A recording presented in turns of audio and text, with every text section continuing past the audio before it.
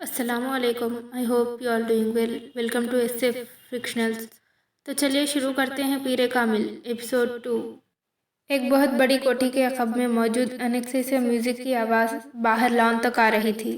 باہر موجود کوئی بھی شخص انیکسی کے اندر موجود لوگوں کی قوت برداشت پر حیرانی کا اظہار کر سکتا تھا، لیکن وہ انیکسی کے اندر موجود لوگوں کی حالت دیکھ لیتا تو اس حیران کن قوت برداشت کی وہ وجہ جان جاتا. انیکسی کے اندر موجود 6 لڑکے جس حالت میں تھے، اس حالت میں اس سے زیادہ تیز اور بلند میوزک میں بھی ان پر اثر انداز نہ ہو سکتا تھا. اور جہاں تک 7ویں لڑکے کا تعلق تھا، وہ ایسی کسی چیز سے متاثر نہیں ہوتا تھا. انیکسی کا وہ کمرہ اس وقت دھوئیں کے مرغولوں اور عجیب قسم کی بو سے بھرا ہوا تھا. قالین پر ایک مشہور ریسٹورنٹ سے لائے گئے گانے کے لیے کھلے ہوئے ڈبے اور ڈسپوزیبل پلیٹیں، چمچے بھی پڑی تھی. قالین پر کھانے پینے کی بچی کچھ ہی چیزیں اور ہڈیاں بھی ادھر ادھر پھینکی گئی تھی. سافٹ ڈرنک کی پلاسٹک کی بوتلیں اور ادھر ادھر لڑک رہی تھی. کیچپ کی بوتلوں سے نکلنے والے کیچپ قالین کو کچھ اور بدنما بنا رہی تھی. وہ 7 لڑکے اس قالین پر ایک دوسرے سے کچھ فاصلے پر براجمان تھے. ان کے سامنے قالین پر بیئر کے خالی کینز کا ایک ڈھیر بھی لگا ہوا تھا، اور تفریح کا یہ سلسلہ وہیں تک نہیں رکا تھا. اس وقت وہ ان ڈرگرز کو استعمال کرنے میں مصروف جن کا انتظام ان میں سے ایک نے کیا تھا. پچھلے 2 ماہ میں وہ تیسری بار اس ایڈونچر کے لیے اکٹھا ہوئے تھے، اور ان تینوں مواقع پر وہ 4 مختلف قسم کی ڈرگس استعمال کر چکے تھے. پہلی بار انہوں نے وہ ڈرگس استعمال کی تھی جو ان میں سے ایک کو اپنے باپ کے دراز سے ملی تھی. دوسری بار انہوں نے جو ڈرگ استعمال کی تھی وہ انہوں نے اپنے ایک اسکول فیلو کے توسیط سے اسلام آباد کے ایک کلب سے خریدی تھی. اور ایک بار وہ جو ڈرگ استعمال کر رہے تھے وہ انہوں نے ایک ٹرپ پر راول پنڈی کی ایک مارکیٹ میں ایک افغان سے خریدی تھی. تینوں مواقع پر انہوں نے ایک ڈرگس کے ساتھ الکوہل کا استعمال کیا تھا، جس کا حصول ان کے لیے مشکل نہیں تھا. اس وقت بھی ان 7 لڑکوں میں سے 6 لڑکے پوری طرح نشے میں تھے. ان میں سے ایک ابھی بھی کانپتے ہاتھوں کے ساتھ ڈرگ کو سونگھنے کی کوشش کر رہا تھا، جبکہ 2 لڑکے سگریٹ پیتے ہوئے باقی لڑکوں کے ساتھ ٹوٹی پھوٹی گفتگو کر رہے تھے. صرف 7واں لڑکا مکمل طور پر ہوش میں تھا. اس لڑکے کا چہرہ پمپلز، محاسوں سے بھرا ہوا تھا، اور اس کے گلے میں موجود ایک سیاہ تنگ ڈوری میں 3-4 تانبے کے عجیب سے شکلوں میں زیورات پڑے ہوئے تھے. ایلوس پریسلے سٹائل کے کالرز والی ایک چیکرڈ ڈارک شرٹ کے ساتھ ایک بیہودی سی سرمئی جینز پہنے ہوئے تھا، جس کے دونوں گھٹنوں پر میڈونا کا چہرہ پینٹ کیا گیا تھا. اس نے آنکھیں کھول کر اپنی دائیں طرف موجود لڑکوں پر ایک کرتی نظر ڈالی. اس کی آنکھیں سرخ ہو رہی تھی، مگر اس سرخی کے باوجود وہ ایسا کوئی تاثر نہیں دے رہی تھی کہ وہ باقی لڑکوں کی طرح مکمل طور پر نشے کی گرفت میں تھا. چند منٹ انہیں دیکھنے کے بعد اس نے سیدھے ہوتے ہوئے ڈبیا میں موجود باقی ڈرگ کو ڈرگ کون میں ڈال دی اور ایک چھوٹے سے سڑھا کے ساتھ اسے سونگھنے لگا. کافی دیر کے بعد اس نے ٹرا کو ایک طرف پھینک دیا اور اپنے ہاتھوں کی پور پر تھوڑی سی ڈرگ رکھ کر زبان کی نوک سے ساتھ کچھ دلچسپی تجسس مگر احتیاط کے ساتھ اسے چکھا. دوسرے ہی لمحے اس نے برق رفتاری کے ساتھ اپنے بائیں جانب تھوکا. ڈرگ یقیناً بہت ہی اچھی کو الٹی کی تھی. ڈرگ یقیناً بہت اچھی کوالٹی کی تھی. اس کی آنکھیں اب پہلے سے زیادہ سرخ ہو رہی تھی، مگر ابھی بھی وہ اپنے ہوش و حواس میں تھا۔ اس کے چہرے سے اندازہ ہو رہا تھا کہ وہ اپنی سرگرمی میں کچھ زیادہ محظوظ نہیں ہوا۔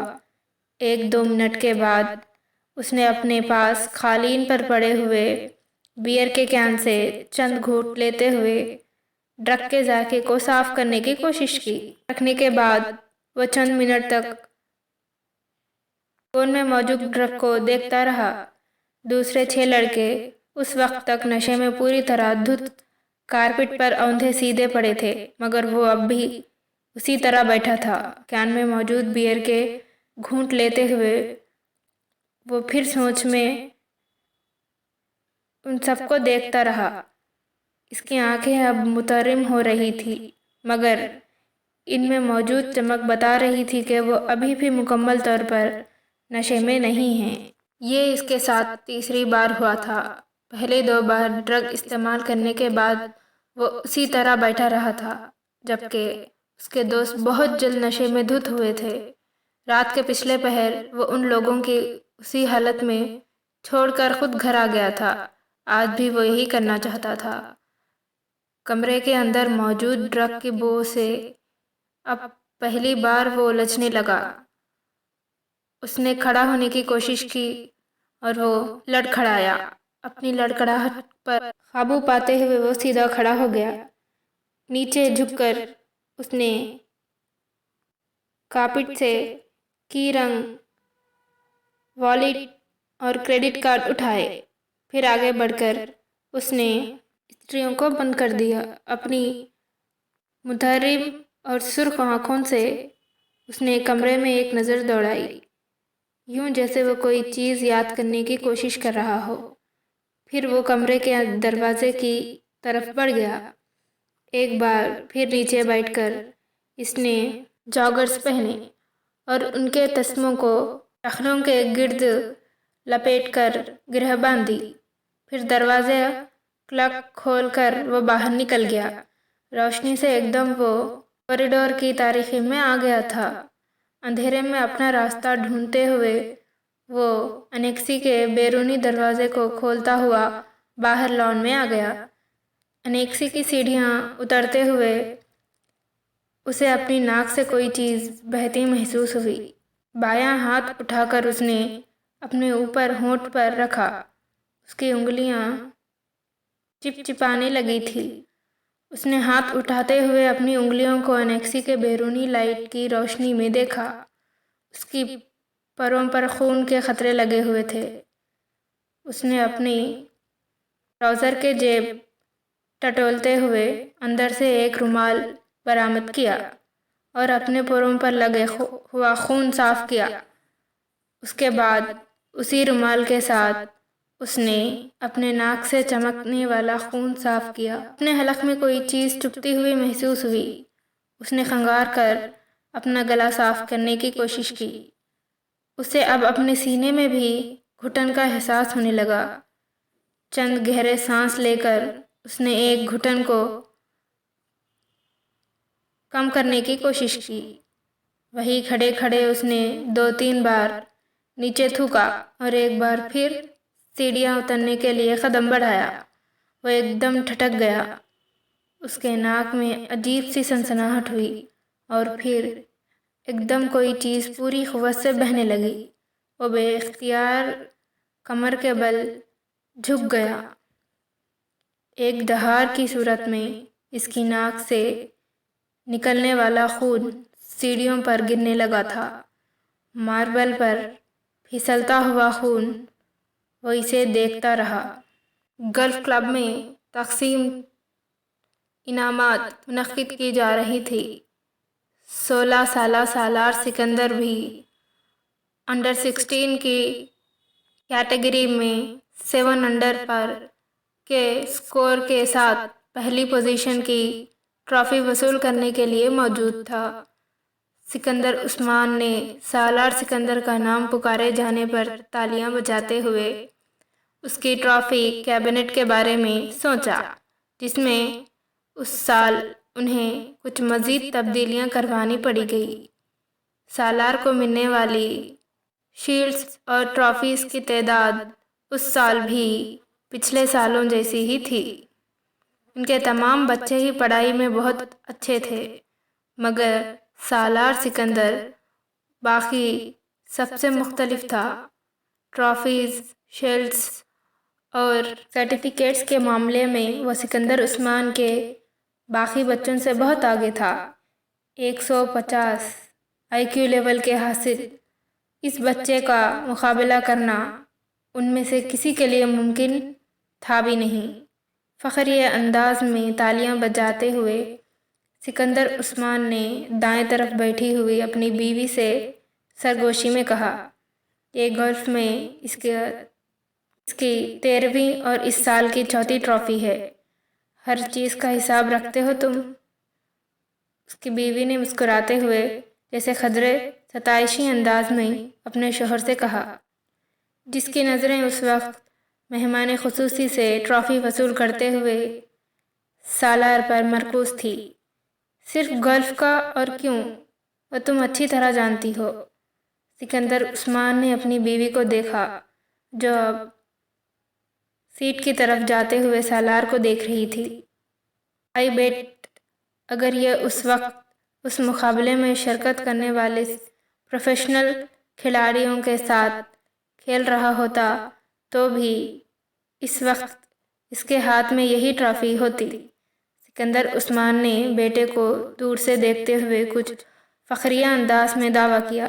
سالار اب اپنی سیٹ کے اطراف موجود دوسری سیٹوں پر موجود دوسرے انعامات حاصل کرنے والوں کے ہاتھ ملانے میں مصروف تھا۔ ان کی بیوی کو سکندر عثمان کے دعوے پر کوئی حیرانی نہیں ہوئی، کیونکہ وہ جانتی تھی سالار کے بارے میں۔ یہ ایک باپ کا جذباتی جملہ نہیں تھا، وہ واقعی اتنا ہی غیر معمولی تھا۔ اسے 2 ہفتے پہلے اپنے بھائی زبیر کے ساتھ اسی گولف کورس پر 18 ہول پر کھیلا جانے والا گولف کا میچ یاد آیا۔ ڈراء میں اتفاقاً گر جانے والا ایک بال کو وہ جس صفائی اور مہارت کے ساتھ واپس گرین پر لایا تھا، اس نے زبیر کو محو حیرت پر کر دیا۔ پہلی بات سالار کے ساتھ گولف کھیل رہا تھا، مجھے یقین نہیں آ رہا۔ 18 ہول کے خاتمہ تک کسی کو بھی یہ یاد نہیں تھا کہ اس نے یہ جملہ کتنی بار بولا تھا۔ رف سے کھیلی جانے والی اس شاٹ نے اگر اسے محو حیرت کیا تھا تو سالار سکندر کے پٹرز نے اسے دم بخود کر دیا تھا۔ گیند کو ہال میں جاتے دیکھ کر اس نے کلب کے سہارے کھڑے کھڑے صرف گردن موڑ کر آنکھوں ہی آنکھوں میں سالار سکندر اور اس ہال کے درمیان موجود فاصلے کو ماپا تھا اور جیسے بے یقینی سے سر ہلاتے سالار کو دیکھا۔ آج سالار صاحب اچھا نہیں کھیل رہے۔ زبیر نے مڑ کر بے یقینی کے عالم میں اپنے پیچھے کھڑے کیڈی کو دیکھا، جو گولف کارٹ پکڑے سالار کو دیکھتے ہوئے بڑبڑا رہا تھا، اب یہ اچھا نہیں کھیل رہا۔ زبیر نے استہزائیہ انداز میں کلب کے کیڈی کو دیکھا۔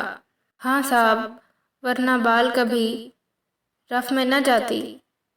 کیڈی نے بڑے معمول کے انداز میں انہیں بتایا، آپ آج یہاں پہلی بار کھیل رہے ہیں اور سالار صاحب پچھلے 7 سال سے یہاں کھیل رہے ہیں۔ میں اسی لیے کہہ رہا ہوں کہ آج وہ اچھا نہیں کھیل رہے۔ کیڈی نے زبیر کے معمولات میں اضافہ کیا اور زبیر نے اپنی بہن کو دیکھا جو فخریہ انداز میں مسکرا رہی تھی۔ اگلی بار میں پوری تیاری کے ساتھ آؤں گا اور اگلی بار کھیل کی جگہ کا انتخاب بھی کروں گا۔ زبیر نے کچھ خفت کے عالم میں اپنی بہن کے ساتھ سالار کی طرف جاتے ہوئے دیکھا۔ اینی ٹائم اینی پلیس، انہوں نے سالار کی طرف سے اپنے بھائی کو پر اعتماد انداز میں چیلنج کرتے ہوئے کہا، میں تمہیں اس ویکنڈ پر ٹی آئی کے ساتھ کراچی بلوانا چاہتا ہوں۔ انہوں نے سالار کے قریب پہنچ کر ہلکے پھلکے انداز میں کہا۔ سالار مسکرایا۔ کس لیے؟ میرے بہاف پر تمہیں کراچی چیمبر آف کامرس کے صدر کے ساتھ ایک میچ کھیلنا ہے۔ میں اس بار الیکشنز میں اس سے ہارا ہوں، مگر وہ اگر کسی سے گلف کا میچ ہار گیا ہو تو اسے ہارٹ اٹیک ہو جائے گا، اور وہ بھی ایک بچے کے ہاتھوں۔ So let's settle this course. وہ اپنے بھائی کی بات پر ہنسی تھی، مگر سالار کے ماتھے پر چند بل نمودار ہو گئے تھے۔ بچہ؟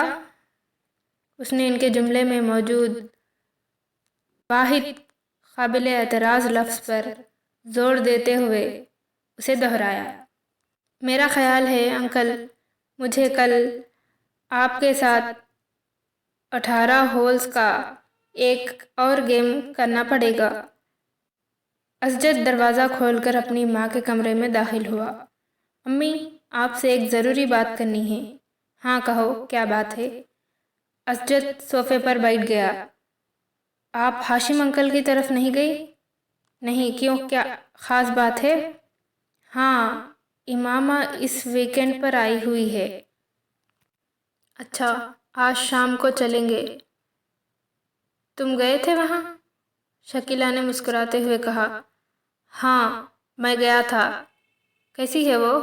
اس بار تو خاصے عرصے کے بعد آئی ہے، شکیلہ کو یاد آیا۔ ہاں، 2 ماہ کے بعد۔ شکیلہ کو اسجد کچھ الجھا ہوا لگا۔ کوئی مسئلہ ہے؟ امی، مجھے امامہ پچھلے کافی عرصے سے بہت بدلی بدلی لگ رہی ہے۔ اس نے ایک گہرا سانس لیتے ہوئے کہا۔ بدلی بدلی؟ کیا مطلب؟ مطلب تو میں شاید آپ کو نہیں سمجھا سکتا، بس اس کا رویہ میرے ساتھ کچھ عجیب سا ہے، اسجد نے کندھے اچھالتے ہوئے کہا۔ آج تو وہ ایک معمولی سی بات پر ناراض ہو گئی، پہلے جیسے کوئی بات ہی نہیں رہی اس میں سمجھ نہیں پا رہا ہوں اسے کیا ہوا ہے۔ تمہیں وہم ہو گیا ہوگا اسجد، کا رویہ کیوں بدلنے لگا؟ تم کچھ زیادہ ہی جذباتی ہو کر سوچ رہے ہو۔ شکیلہ نے اسے حیرانی سے دیکھا۔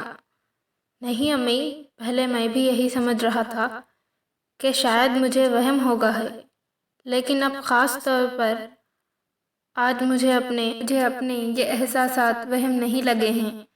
وہ بہت اکھڑے سے انداز میں بات کرتی رہی مجھ سے۔ تمہارا خیال ہے اس کا رویہ کیوں بدل گیا ہے؟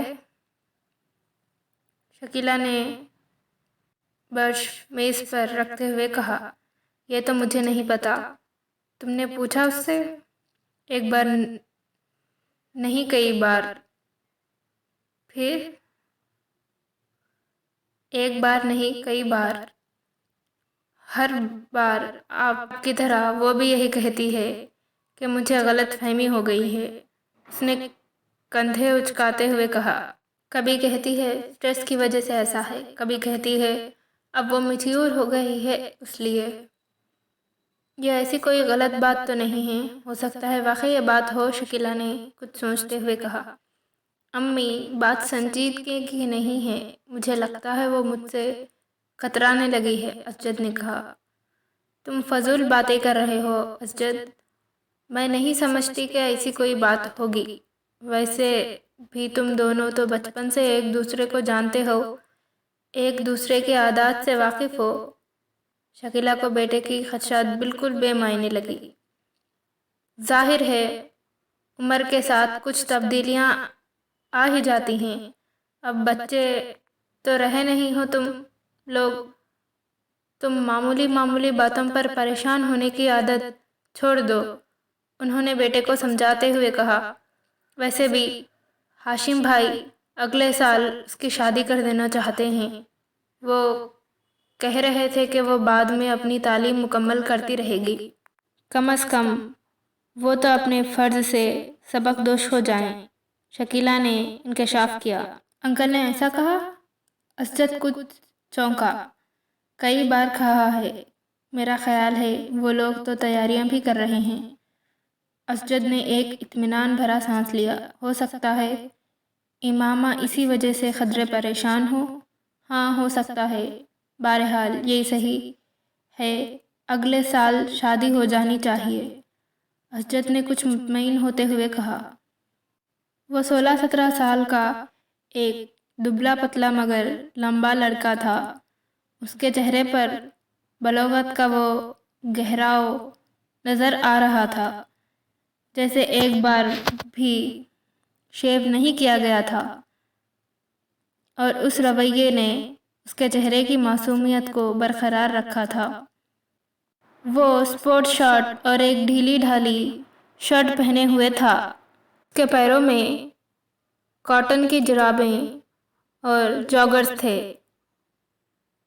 چوئنگم چباتے ہوئے اس نے آنکھوں میں ایک عجیب طرح کی بے چینی اور اضطراب تھا۔ اس وقت ایک پرہجوم سڑک کے بیچوں بیچ ایک ہیوی ڈیوٹی موٹر سائیکل پر بیٹھا ہوا تیزی سے تقریباً اسے اڑاتے لے جا رہا تھا۔ وہ کسی قسم کی ہیلمٹ کے بغیر تھا اور بہت انداز میں موٹر سائیکل کو چلا رہا تھا۔ اس نے 2 دفعہ سگنل توڑا، 3 دفعہ خطرناک طریقے سے کچھ گاڑیوں کو اوورٹیک کیا، 4 دفعہ بائک چلاتے چلاتے اس کا اگلا پہیہ اٹھا دیا، اور کتنی ہی دیر تک صرف ایک پہیے پر بائک چلاتا رہا۔ 2 دفعہ دائیں بائیں دیکھے بغیر اس نے برق رفتاری سے اپنی مرضی کا ٹرن لیا۔ ایک دفعہ وہ زگ زیگ اندر میں بائک چلانے لگا۔ 6 دفعہ اس نے پوری رفتار سے بائک چلاتے ہوئے اپنے دونوں پاؤں اٹھا دیے، پھر ایک دم اسے رفتار سے بائک چلاتے ہوئے اس نے ون وے کے خلاف ورزی کرتے ہوئے اس لائن کو توڑا اور دوسری لائن میں زناٹے کے ساتھ گھس گیا۔ سامنے سے آتے ہوئے ٹریفک کے بریکیں ایک دم چرچرانے لگے۔ اس نے فل سپیڈ پر بائک چلاتے ہوئے ایک دم ہینڈل پر سے اپنا ہاتھ ہٹا دیے۔ بائک پوری رفتار کے ساتھ سامنے سے آنے والی گاڑی کے ساتھ ٹکرائی۔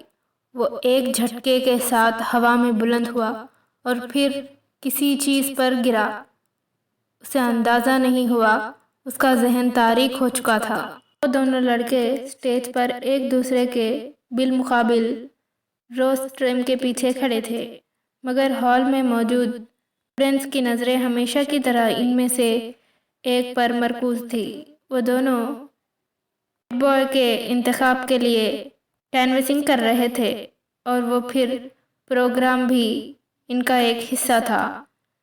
دونوں کے روسٹرم پر ایک ایک پوسٹر لگا تھا، جن میں سے ایک پرائیویٹ فار سالار اور دوسرا پرائیویٹ فار فیضان لکھا تھا۔ اس وقت فیضان ہیڈ بوائے بن جانے کے بعد اپنے ممکنہ اقدامات کا اعلان کر رہا تھا، جبکہ سالار پوری سنجیدگی کے ساتھ اسے دیکھنے میں مصروف تھا۔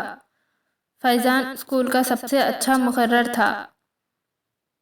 اس وقت بھی وہ اپنے خوش خطابت کے کمال دکھانے میں مصروف تھا اور اسی برٹش لہجے میں بات کر رہا تھا جس کے لیے وہ مشہور تھا۔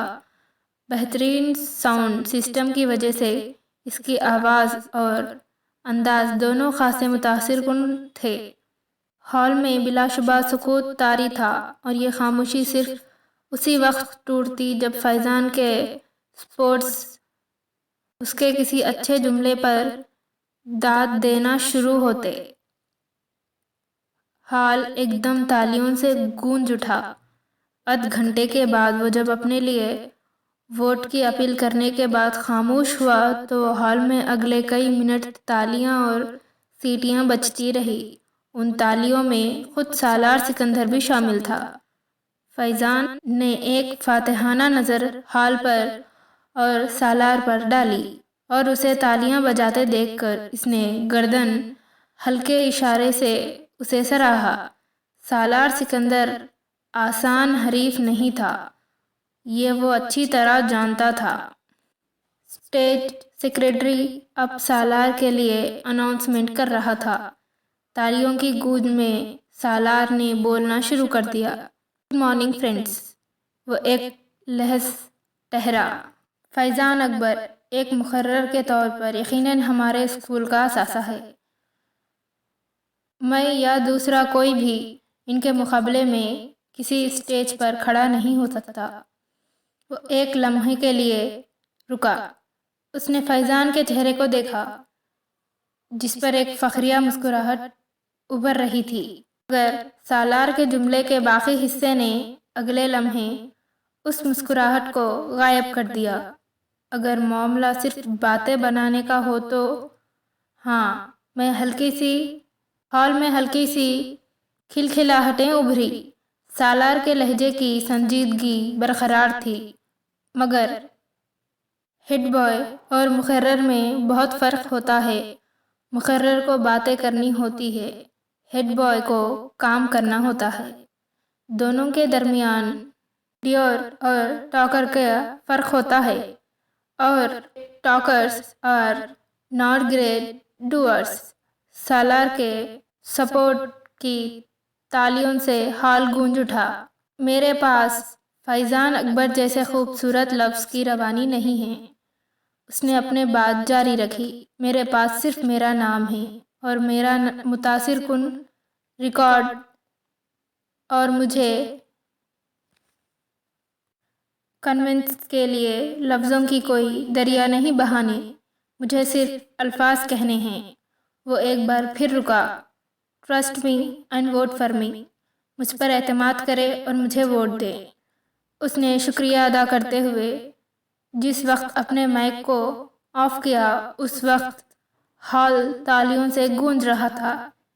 1 منٹ 40 سیکنڈ میں وہ اسی نپے تلے اور کیلکولیٹڈ انداز میں بولا تھا جو اس کا خاصا تھا۔ اسی 1.5 منٹ نے فیضان کا تختہ کر دیا تھا۔ اس ابتدائی تعارف کے دونوں امیدواروں سے سوال جواب کا سلسلہ شروع ہوا تھا۔ سالار سکندر ان جوابات میں بھی اتنے ہی اختصار سے کام لے رہا تھا جتنا اس نے اپنی تقریر میں لیا تھا۔ اس کا سب سے طویل جواب 4 جملوں پر مشتمل تھا، جبکہ فیضان کا سب سے مختصر جواب بھی 4 جملوں پر مشتمل نہیں تھا۔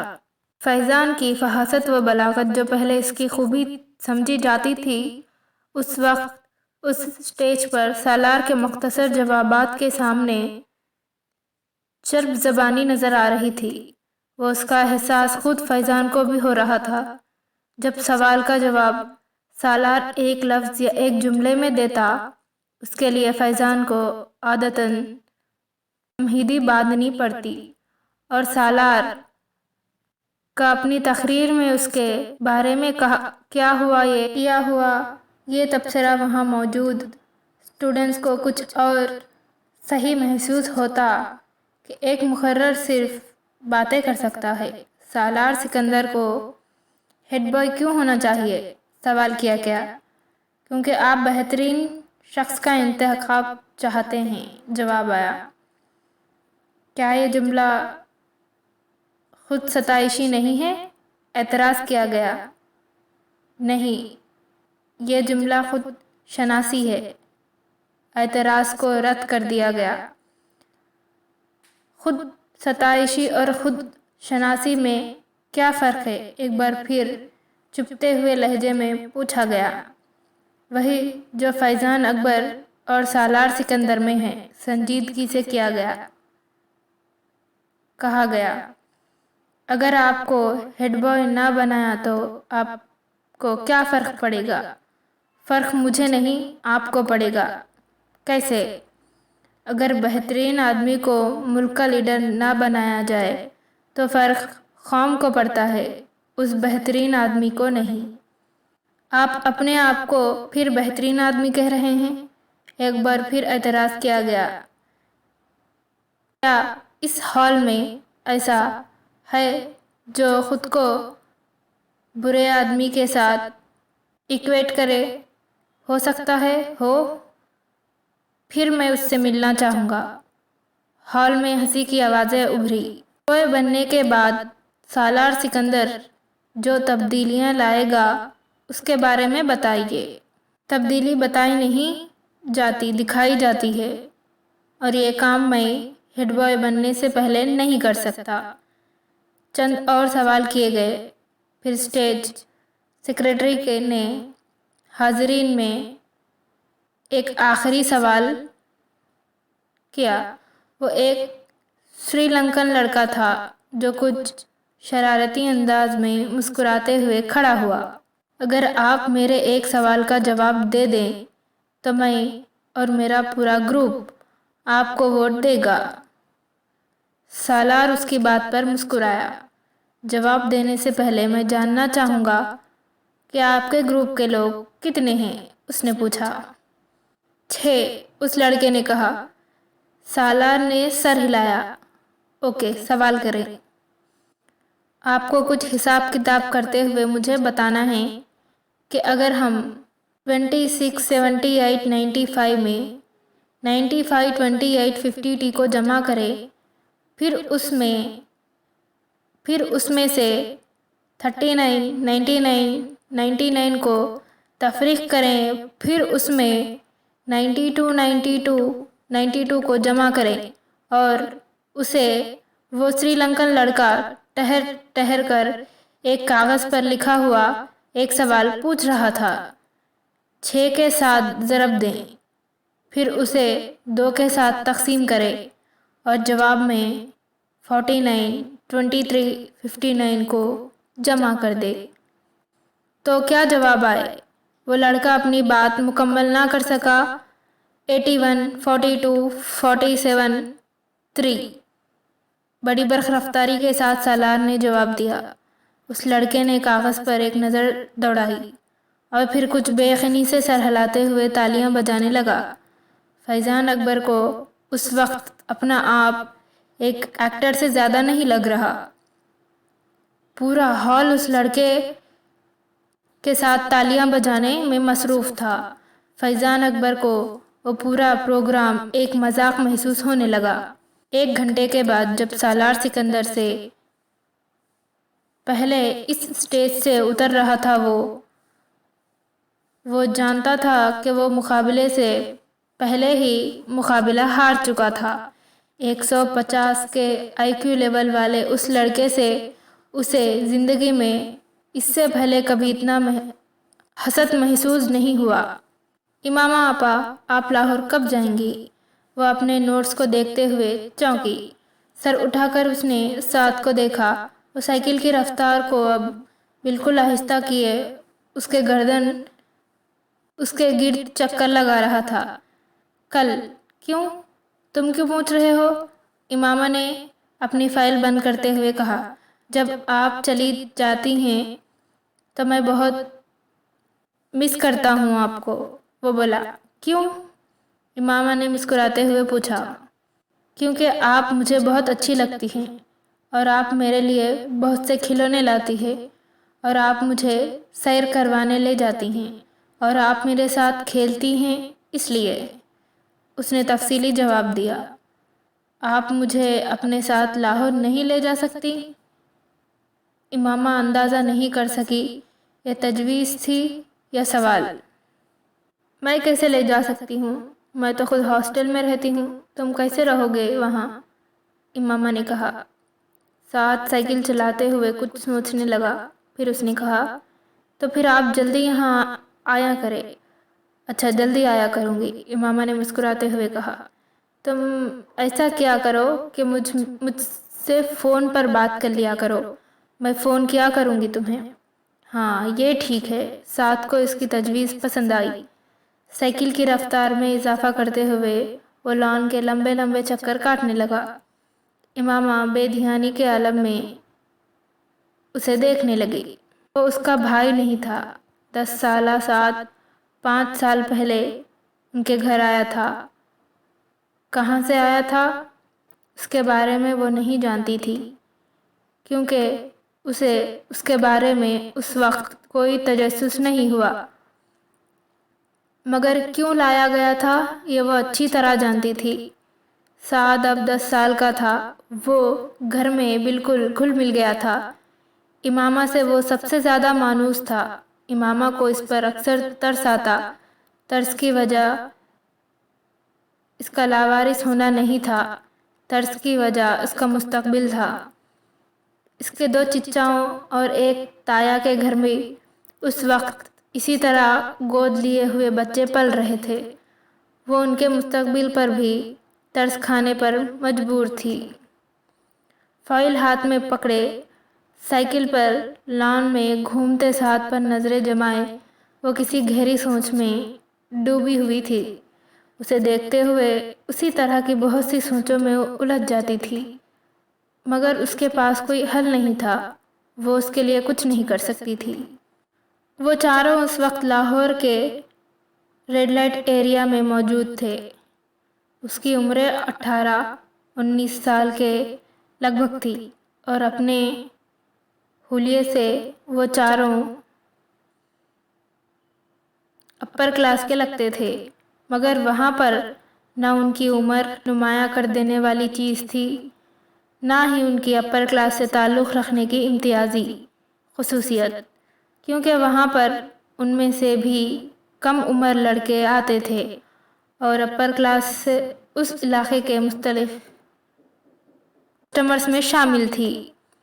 چاروں لڑکے ریڈ لائٹ ایریا کی ٹوٹی ہوئی گلیوں سے گزرتے جا رہے تھے۔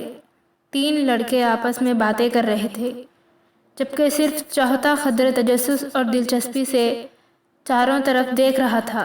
یوں لگ رہا تھا جیسے وہ پہلی بار وہاں آیا تھا، اور ان تینوں کے ساتھ تھوڑی دیر بعد ہونے والی اس کی گفتگو سے یہ ظاہر ہو گیا تھا۔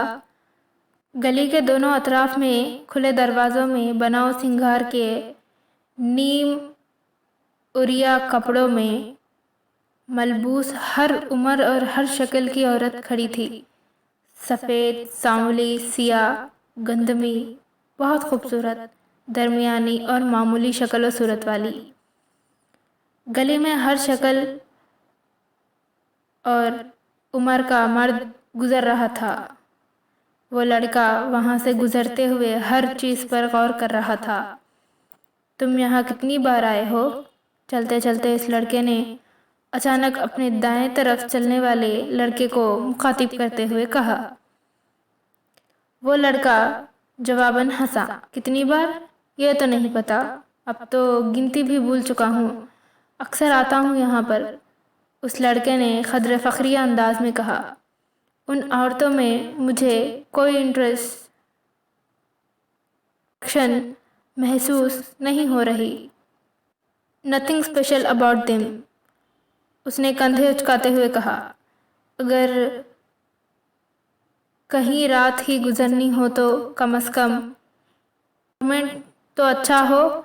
It's such a dirty filthy place, یہ تو بہت ہی گندی جگہ ہے۔ اس نے گلی میں موجود گڑھوں اور کوڑے کے ڈھیروں کو دیکھتے ہوئے کچھ ناگواری سے کہا۔ پھر گرل فرینڈز کے ہوتے ہوئے یہاں آنے کی کیا ضرورت ہے؟ اس نے اس بار اپنی بھویں اچکاتے ہوئے کہا۔ اس جگہ کا اپنا ایک چارم ہے، گرل فرینڈز اور یہاں کی عورتوں کا کوئی مقابلہ نہیں۔ گرل فرینڈز اس طرح کے ڈانس تو نہیں دکھا سکتی جو ابھی کچھ دیر بعد تم دیکھو گے۔ تیسرا لڑکا ہنسا۔ اور پھر پاکستان کے جس بڑی ایکٹریس کا ڈانس دکھانے ہم تمہیں لے جا رہے ہیں وہ تو بس۔ دوسرے لڑکے کی بات پہلے لڑکے نے کاٹ دیا۔ اس کا ڈانس تو تم پہلے بھی دکھا چکے ہو۔ ارے وہ کچھ بھی نہیں تھا بھائی کی شادی پر ایک مجرا کیا تھا، مگر یہاں پر تو بات ہی کچھ اور ہوتی ہے۔ وہ ایکٹریس تو ایک پوش علاقے میں رہتی ہے، پھر یہاں کیوں آتی ہے؟ پہلے لڑکے نے کچھ غیر مطمئن انداز میں اس سے پوچھا۔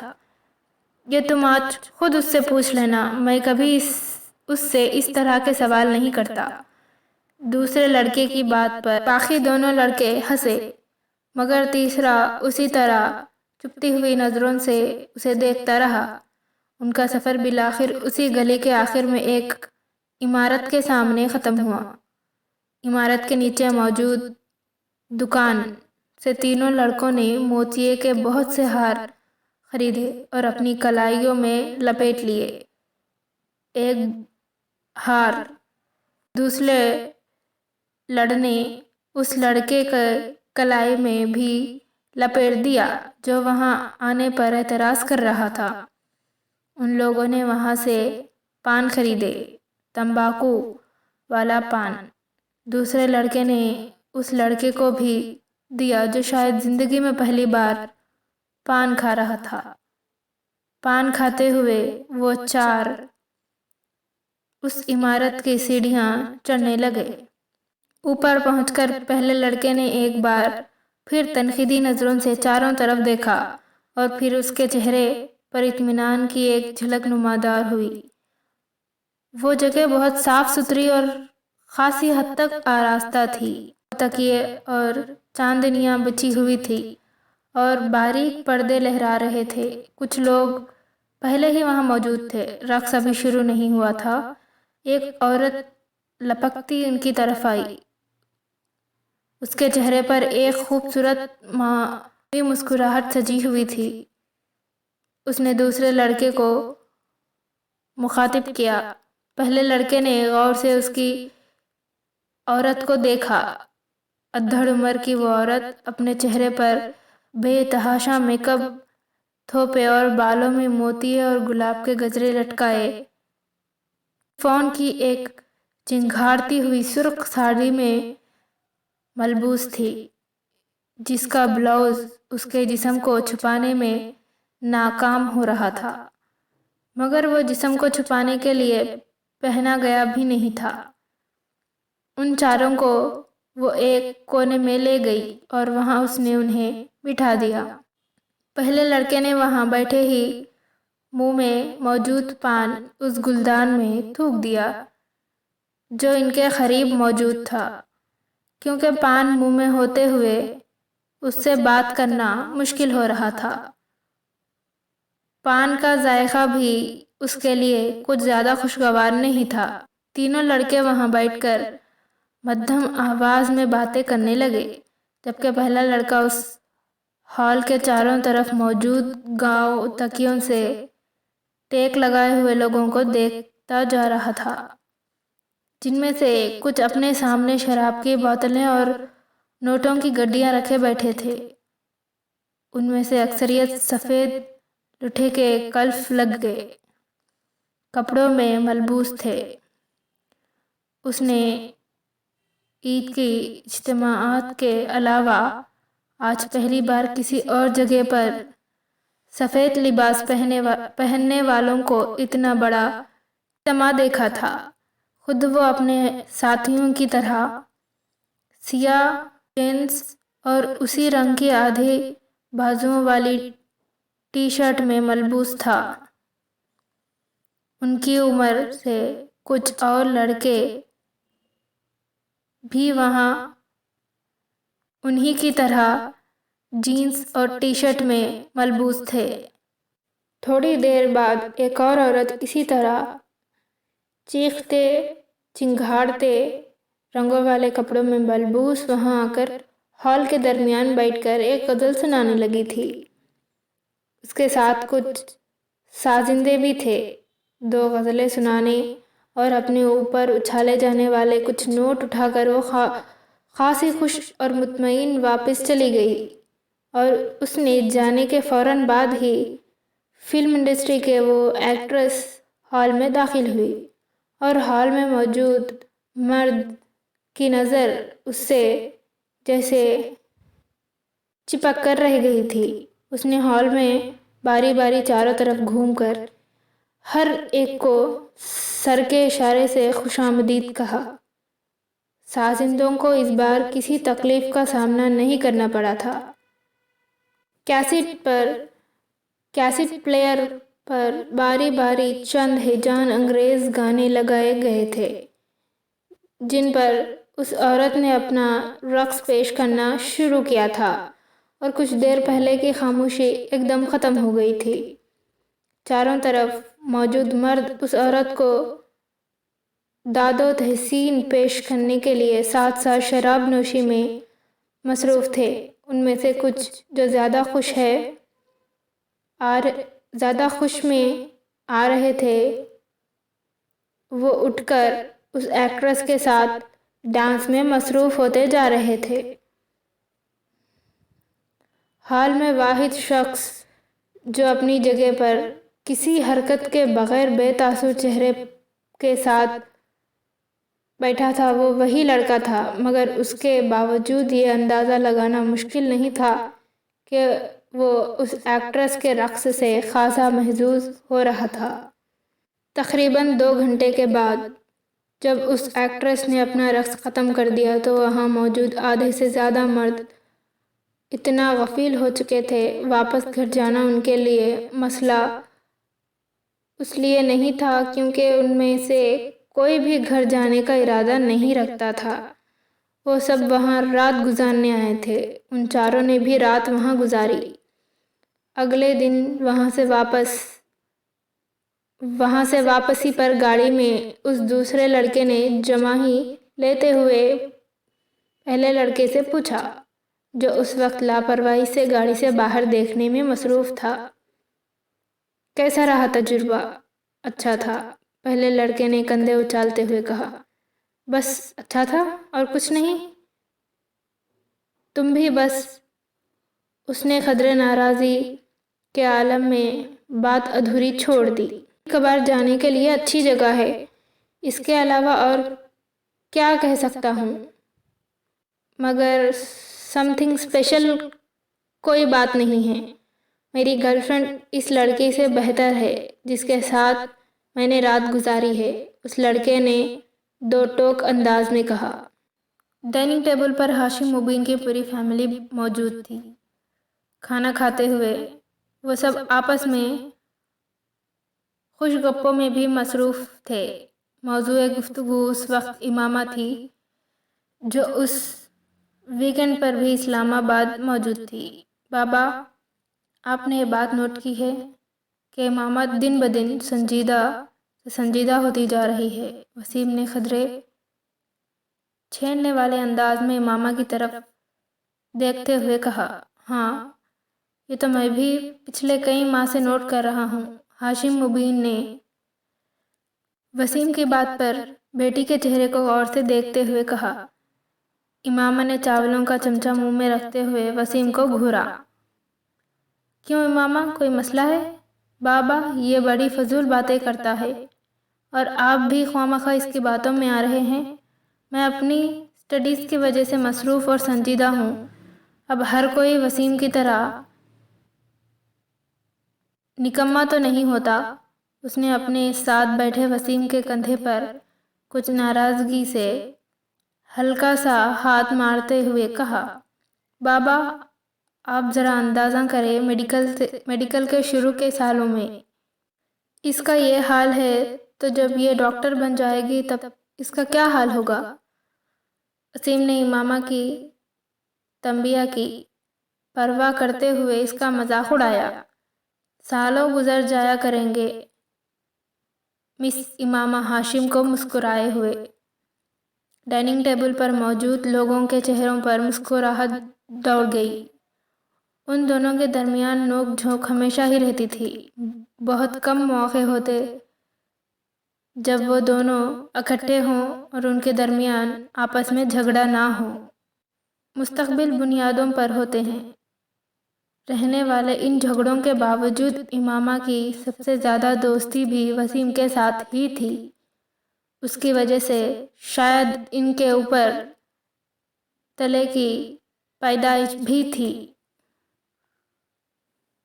اور آپ تصور کریں، اس بار امامہ نے اسے اپنی بات مکمل کرنے نہیں دی۔ اس نے اس کے کندھے پر پوری قوت سے مکہ مارا۔ وسیم پھر کچھ زیادہ اثر نہیں ہوا۔ ہمارے گھر میں ایک ڈاکٹر کے ہاتھ میں شفا کے سوا اور کیا کیا ہو سکتا ہے؟ آپ اس کا مظاہرہ دیکھ رہے ہیں۔ اس سے آپ یہ اندازہ بھی لگا سکتے ہیں کہ آج کل کے ڈاکٹرز وارڈ میں مریضوں کے ساتھ کیا سلوک کرتے ہوں گے۔ ملک میں بڑھتی شرح اموات کی ایک وجہ۔ بابا اس کو منع کریں، امامہ نے بالآخر ہتھیار ڈالتے ہوئے ہاشم مبین سے کہا۔ ہاشم مبین نے اپنی مسکراہٹ ضبط کرتے ہوئے وسیم کو جھڑکا۔ وہ بڑی سعادت مندی سے فوراً خاموش ہو گیا۔